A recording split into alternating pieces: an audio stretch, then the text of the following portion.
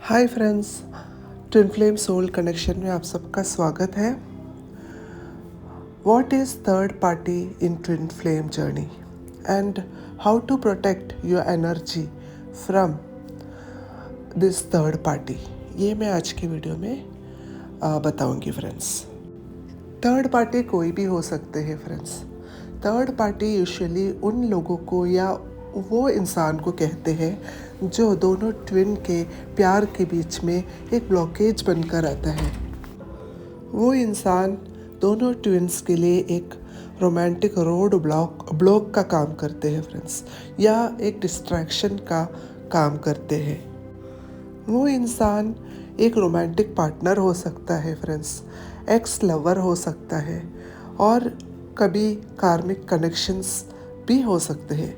बहुत सारे लोग भी हो सकते हैं ये third party who comes between the two twins.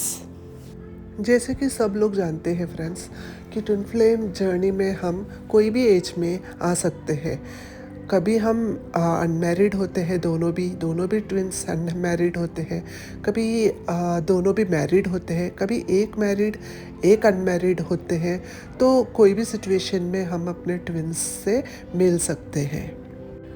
In case अगर दोनों ट्विन्स अनमैरिड हैं तो मोस्टली पेरेंट्स ही ब्लॉकेज का काम करते होंगे। थर्ड पार्टी का जो रोल है वो पेरेंट्स ही निभाते होंगे, या उनके जो भी फ्रेंड्स भी हो सकते हैं, या बॉयफ्रेंड गर्लफ्रेंड भी हो सकते हैं।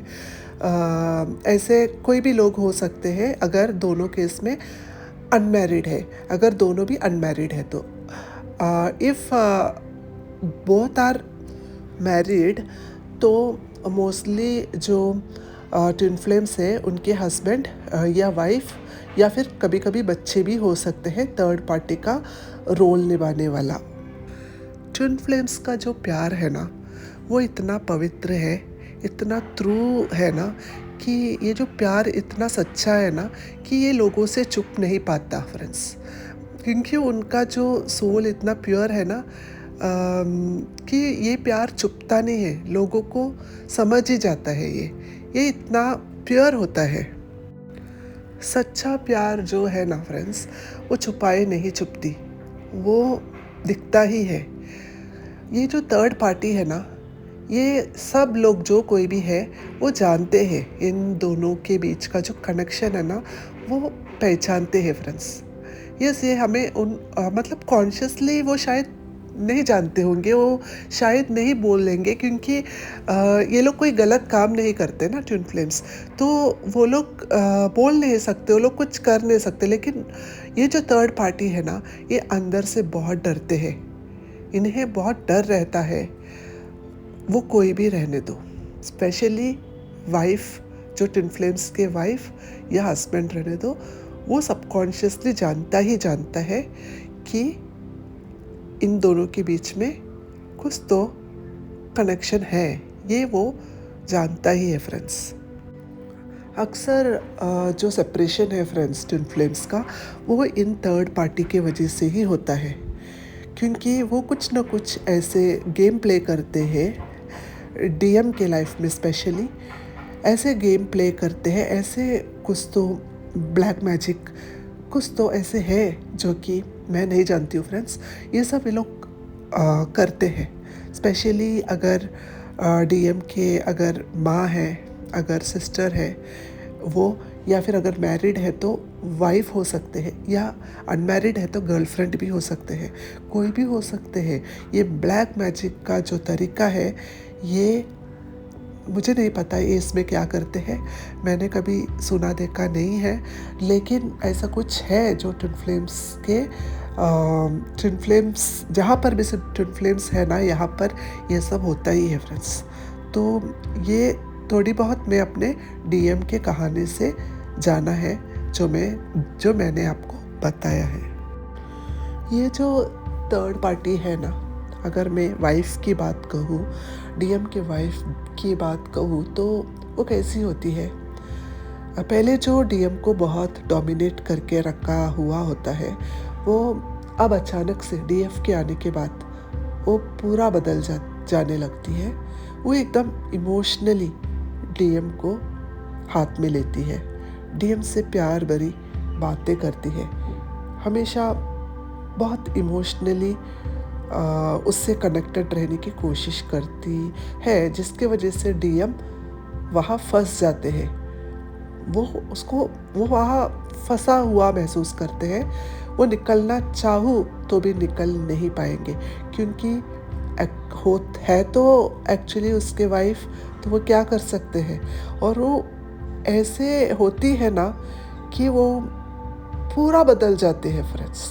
जो इतनी डोमिनेटिंग थी, अचानक से डीएम के लिए सब कुछ करने के लिए रेडी हो जाते हैं। मतलब जो डीएम कहता है, जैसा वाइफ उसको चाहिए होता है, उस तरह से बनने की कोशिश करती है वो। बट फ्रेंड्स, डीएम को ये कुछ समझ में नहीं आता। उसे ऐसा ही लगता है कि उसकी वाइफ बदल गई, अब वो चेंज हो गई, वो अब अच्छी हो गई। और डीएम बहुत बोले बाले होते हैं फ्रेंड्स, बहुत सरल स्वभाव के, बहुत अच्छे इंसान होते हैं। ये जो ट्रिक टेक्निक्स जो भी है ना, ये उसे समझ में नहीं आता है। ये जो होते हैं ना, ये ब्लैक मैजिक, ये सब उसे ये सब समझना भी नहीं होता है एक्चुअली। लेकिन फ्रेंड्स, जो डीएफ है ना, उसका जो डीएफ का जो इंट्यूशन पावर है बहुत स्ट्रांग होता है। उसे सब कुछ समझ में आता है। उसे डिवाइन है ना, किसी न किसी तरीके से सब कुछ उसके सामने, किसी न किसी तरीके से उसके सामने सब कुछ सच्चाई उसे साफ साफ दिखने लग जाता है। क्योंकि एक तो डीएफ का जो टाइम है एस्ट्रोलॉजी वाइज बहुत अच्छा चल रहा होता है, और उसके साथ डिवाइन प्रोटेक्शन होता है। एक एंजेलिक पावर्स भी डीएफ के साथ रहता ही रहता है।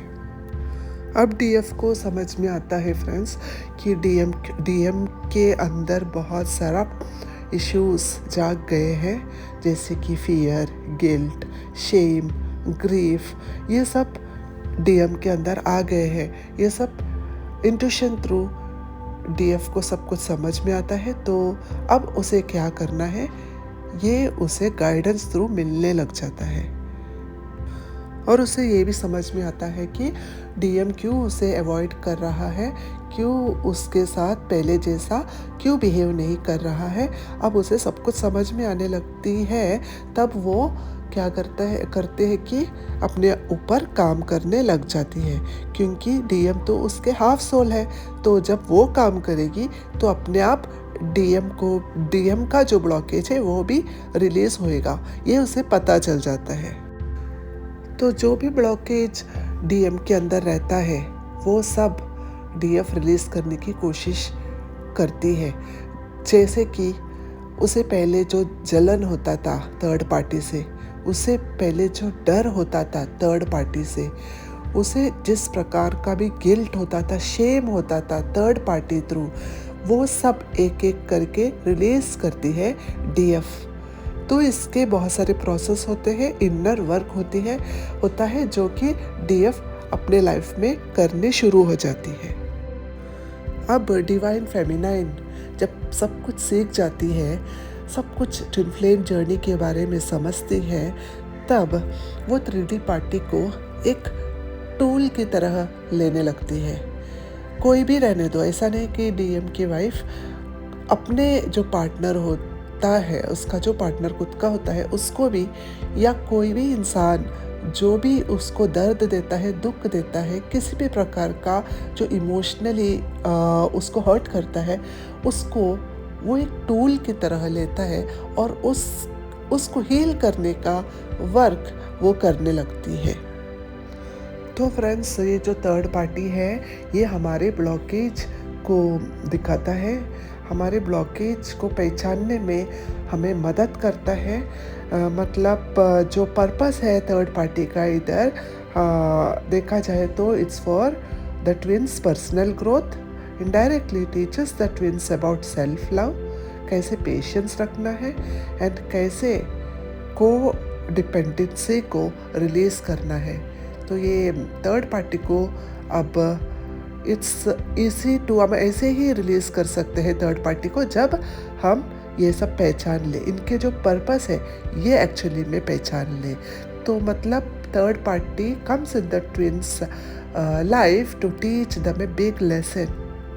ओके फ्रेंड्स, तो अब थर्ड पार्टी सिर्फ कोई इंसान नहीं है डीएफ के लिए।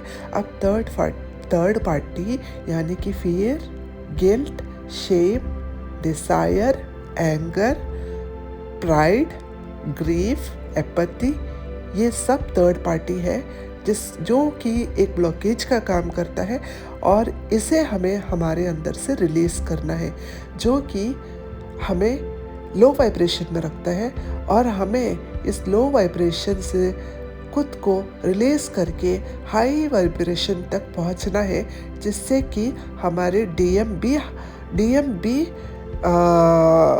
के अंदर जो ब्लॉकेज है वो भी रिलीज हो सके।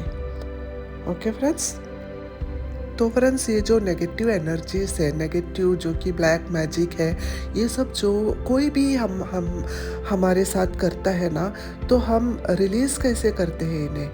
ऐसे ही काम करके, अपने ऊपर काम करके एक हाई वाइब्रेशन में पहुँच कर ही हम ये नेगेटिव एनर्जीज, ब्लैक मैजिक है, जो भी हमारे ऊपर कोई करता है तो ये बिल्कुल काम नहीं करेंगे। अगर हम अपने ऊपर काम किया तो ये सब लो वाइब्रेशन का काम करता है, जो कि मैंने कहा अभी बहुत सारे लो वाइब्रेटिव एनर्जीज है जो कि हमारे अंदर ही ब्लॉकेजेस का काम करता है, जिसे हम अपने ऊपर काम करके इनर वर्क करके हम रिलीज करता है। जब हम रिलीज करेंगे ना फ्रेंड्स, तो अपने आप ही हम हाई वाइब्रेशन में आएंगे और हम प्रोटेक्ट रहेंगे from the negativities of this 3D world. High vibration में हम तब पहुंचते हैं फ्रेंड्स जब हम ये सब काम करके इनर हीलिंग जब हम करते हैं तो हम जॉय तक पहुंचेंगे। हमारे लाइफ में हम पीस लाएंगे, करेज, कॉन्फिडेंस, और हम जैसे सिचुएशन है उसको एक्सेप्ट करेंगे। और जब हम ऐसे करते रहेंगे, प्रैक्टिस करते रहेंगे, तब हम हमारे लाइफ में एक हाई वाइब्रेशन तक पहुंच सकते हैं। और वो लाइफ हाई वाइब्रेटिव कब होंगे? जब हम अंदर से, जब हमारे सोल पीस में होंगे, सोल में शांति मिलेगा, तभी हम हाई वाइब्रेशन तक पहुंचते हैं। सो थर्ड पार्टी से बिल्कुल डरिए मत friends. Third party is only A 3D projection, nothing else. So friends, आज की वीडियो शायद आप सबको पसंद आया होगा। I hope you like my video. Thanks for being with me for this much time. I love you. Bye.